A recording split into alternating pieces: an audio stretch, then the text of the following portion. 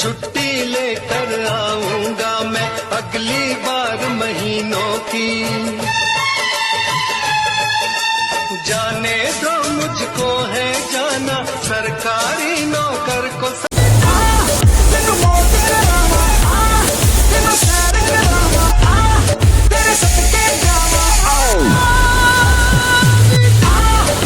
जान जान संग दे दिल मित्रा में मंग दे।